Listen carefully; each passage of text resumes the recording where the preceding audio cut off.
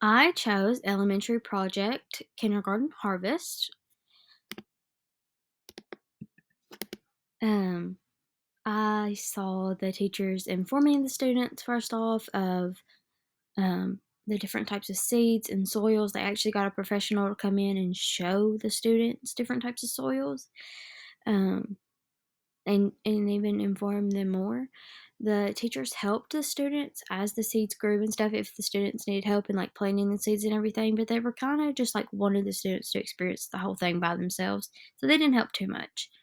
And they did cook the vegetables that were produced by the students. The students planted the seeds and they observed. They drew pictures each week of their plants to compare to the previous week's growth. The classroom was set up in groups, but the students did work independently. They all got a small plot to plant their own seeds that they chose. They got to choose which seeds they wanted to grow. Um, Seeds and soil were used. Countertop burners and pots and skillets were used to cook the vegetables, and magnifying glasses were used so the students could see the different types of soils up close and really know what makes up each one. There really wasn't technologies used in this.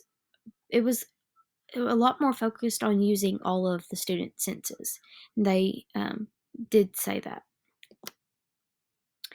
I did think it was an effective lesson. I loved how the students got to do it themselves and do the whole process and even get to cook on like watch the teachers cook them and then eat what they had planted and grew. I thought that was great.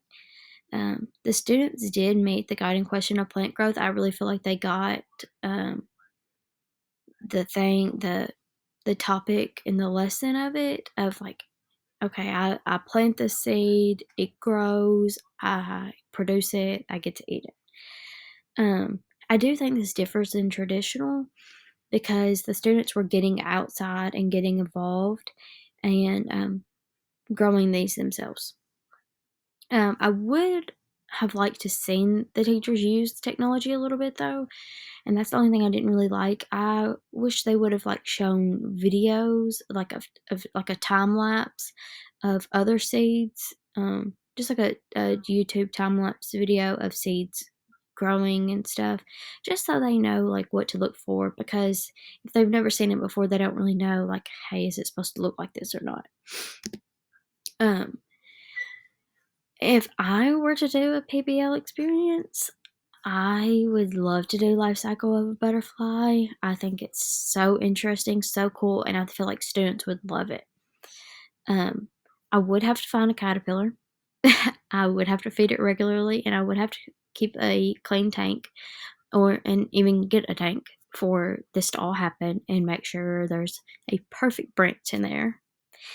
Um, the students would see how the process works and they would get to see the changes um, as each cycle happens, and they would really get to like draw out what they see, and I think it would like benefit them a lot. And then I would be able to or the teacher, whoever, uh, would be able to let the students watch it all happen with their own eyes rather than tell it. And so I think that's a huge benefit.